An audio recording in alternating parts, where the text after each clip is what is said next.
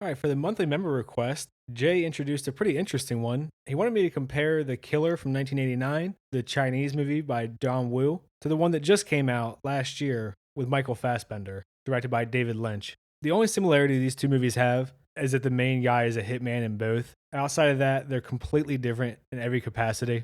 And this is a weird recommendation from Jay because I've been praising you guys for being 100% so far on recommending me good movies. And this was an odd combination because for me, The Killer from 1989, the Chinese one, was way more fun, way more entertaining, much more enjoyable to watch. But objectively, the 2023 Michael Fassbender one was just better written, better executed, well crafted. But I got pretty much no enjoyment out of it. The one from 1989 is about a hitman. Even the themes and messages from the original are way different than the new one. The original has a kind of foe to friend theme throughout it. You have the main guy really wanting to atone for a mistake that he made. He's an interesting character because he's a hitman, but he still does good things throughout the movie. So he does have a moral code that he's operating under. The Michael Fassbender one, I won't say he has no character, but he's so robotic and detached and just cold and logical. And it really beats that point home throughout the movie when he says over and over, get rid of your empathy, that there's not really anyone likable in the new one. It's almost like reading a technical science paper where you're just reading the logistics of how a hitman should operate. John Woo, if you don't know, has done like Mission Impossible 2, Face Off, Wind Talkers. He's been involved in a lot of shit, way more than I'm listing here. And his style is very over the top from what I've seen. A lot of slow motion, very flashy. And I guess The Killer was a little bit earlier in his career because there's like a million cuts in all the fight scenes. I'm sure, budget was an issue. But there's also some sort of things that you can tell that he likes stylistically. Like in the opening fight, the guy runs out of bullets and there's a pistol on the table on the far side. So he kicks the table, flips it up into his hand, and shoots the guy, kind of reminiscent of the Mission Impossible 2 ending with the sand. He's trying to save this girl who sings at a nightclub that he likes, and he accidentally blinds her because he like grazes her face as he shoots across her. And then the rest of the movie is him kind of trying to atone for it. We see him watching over her. He ends up dating her, and he's trying to get her the corneal transplant that she needs with his money from being a hitman. She can't get on the list in China, so he agrees to one last job. He's going to take the money and pay for her surgery. On the other side, we have Detective Lee, and we see him in a messed up sting operation, ends up shooting like half an inch from this hostage's head to kill the guy that he was chasing after, and she has a heart attack and dies. So he's kind of a loose cannon cop, and they run into each other when Jong performs his last hit. So after Jong's last hit, as with every hitman ever, when he wants to get out of the business, a bunch of guys come after him to kill him. And there's a little girl on the beach and they hit her. He grabs the girl, protects her. You can see she's bleeding and he drives her to the hospital, even though it puts him at risk. So Lee notices this and thinks he's pretty interesting. His essentially handler, who is dealing with him as a hitman, goes to give him his final payment. It's obviously bullshit. He's going to try to kill him. And he's like, I don't have a choice. After Jong is like, I thought we were friends and blah, blah, blah. So after this, him and his friend Feng Se are on good terms, and Detective Lee is interested in him, but he's still a criminal. Detective Lee confronts him in his home after figuring out who he is, and they both have this kind of pretty amusing standoff, actually. He also doesn't just want to execute him because he's a cop. He wants to bring him in. And they make up the excuse to the blind girlfriend that they're childhood friends, and their nicknames for each other are Dumbo and Mickey Mouse. And that's kind of ongoing throughout the movie. But he ends up creating a way for himself to escape, and Lee's kind of like amused by the whole thing. Detective Lee tries to turn the girlfriend against Jong, and she agrees to it because she didn't know that he was a hitman. Meanwhile, the hitmen, in another little scuffle, end up killing Detective Lee's partner, so he wants revenge on them as well. So Detective Lee gets the drop on Jong, but doesn't kill him, and Jenny actually tries to shoot Detective Lee because she still loved him and he was trying to help her cure her blindness before it was too late. At this point, they get attacked. They have a huge fight with the Triad.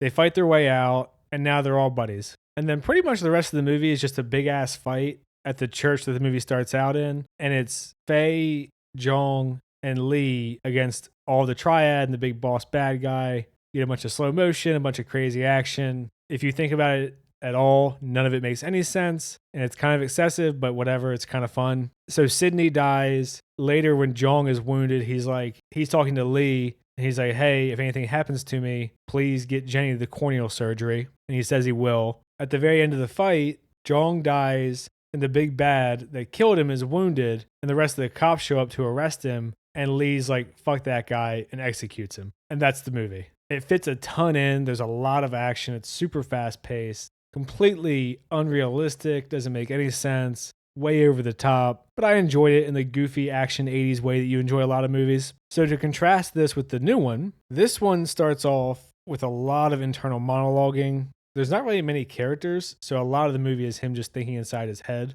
We don't ever actually find out his name because he changes his name and has like a million passports, does all the spy stuff just throughout the whole movie. This movie is kind of like a weird detective movie, but also a little bit of revenge, like Taken or something. So it's very methodical. You really go through all the details. And it also fits a lot in, but it's not really a ton that I care about. And my guess is that like 90% of people would be like, yeah, everything makes sense and whatever, but I just thought it was boring and slow. To me, the movie felt very detached. It kind of felt like a way less action-packed Dune 2. Because Dune 2 I also described as technically just a good movie. Really awesome visuals and special effects. A great performance from Timothée Chalamet. Michael Fassbender gives one here. But everything just feels really cold. You don't really get emotionally invested in anyone. And even in this, the people he's taking revenge on are also hitmen. And I'll just go ahead and say right up front, I find this movie to be a bit pretentious. It probably could have been an hour and a half, and I think I would have enjoyed it more. But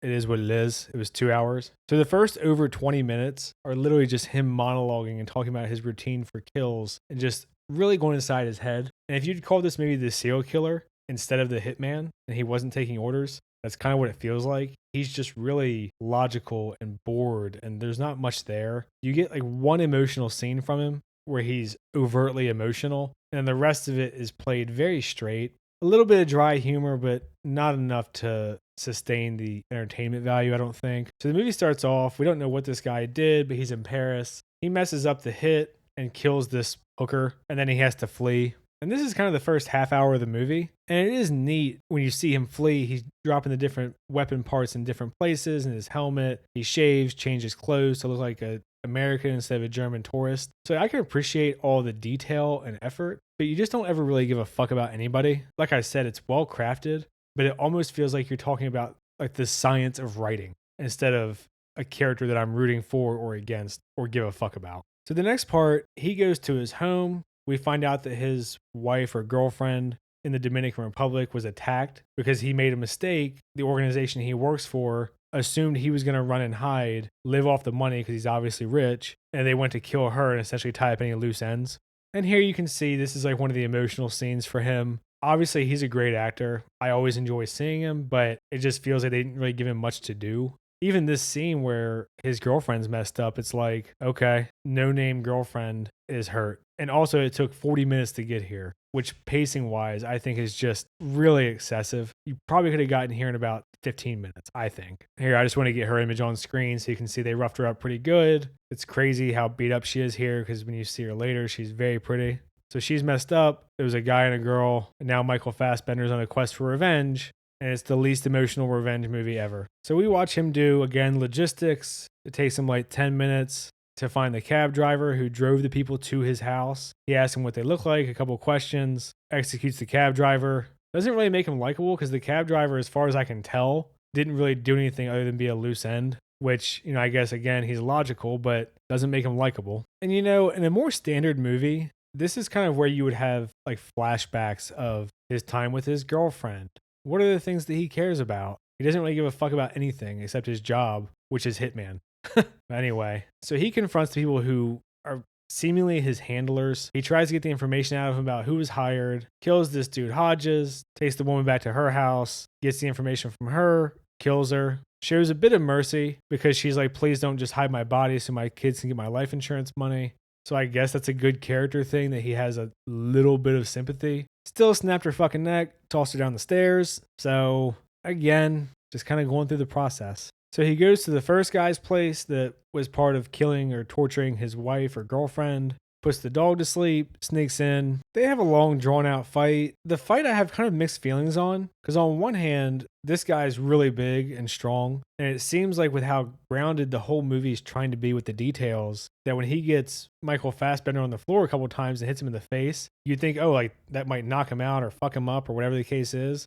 but the fight just keeps going and going and going all around the house. And like, yeah, it's neat to see them be resourceful and grab different shit around the house and break through stuff and fight. Choreography's decent. He also kind of gets lucky to beat him. And there's parts throughout the fight where he just looks kind of clumsy. And he's supposed to be like a world-class assassin. And presumably this guy is too. For being the only fight of the movie, it's not really enough to carry the action for me, I guess.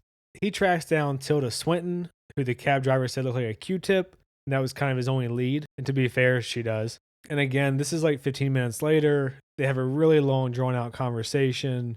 She has some drinks, tells a kind of shitty joke, and then he's going to kill her. And there is a part in here where she's like, knowing at their last minutes, you have to live with that guilt, and you're only here because you made a mistake, so you feel bad about it and couldn't help yourself. She's kind of trying to mind read him. I don't know if you're supposed to take her word as gospel or if it's kind of open. But as he's walking her to execute her, she's like, oh, my ankle. Can you help me up? And then he shoots her in the face, and we see she had a knife in her hand. So that's what I mean is like, you don't even get enough of backstory of any of these characters to be like, oh, it's sad they're a hitman, or I give a shit that she died and I'm glad. She literally just says like, yeah, I was surprisingly good at it, and it was fun and easy. Woo. I guess I just don't understand the decision to make everyone seem so inhuman. So he takes all his money from the bank. They ask if he wants a wealth advisor, and he laughs her off. We see him find the final guy, and he asks if they have a problem and kind of what the situation is. And the guy says, no, they asked me to take out insurance. So I said, okay. And I didn't think about it again. And there's a little thing in here where they're talking about the black dude, Hodges, and he says Hedges because he doesn't even know his name. It's all just so insignificant to him. And then Michael Fassbender just lets him live and decides to go live his life and sit on the beach with his hot girlfriend. And that's the movie. Always weird when you can tell a movie's well made, but you just don't particularly care about anyone in it. And that's what this movie was to me. I'll never watch it again. Fine to watch once. I don't regret watching it or anything. I just, it is what it is. I know the EFAP guys praised it and they liked the ending. I'm fine with the ending. I guess I just didn't care enough by that point to even have an opinion on the ending. I mean, it is weird to me that he's willing to kill like the cab driver, but not the big boss guy who's in charge of everything. I mean, unless maybe he's worried that someone else will take over who's more petty or malicious. But that would be me doing a lot of legwork for the movie, I feel like.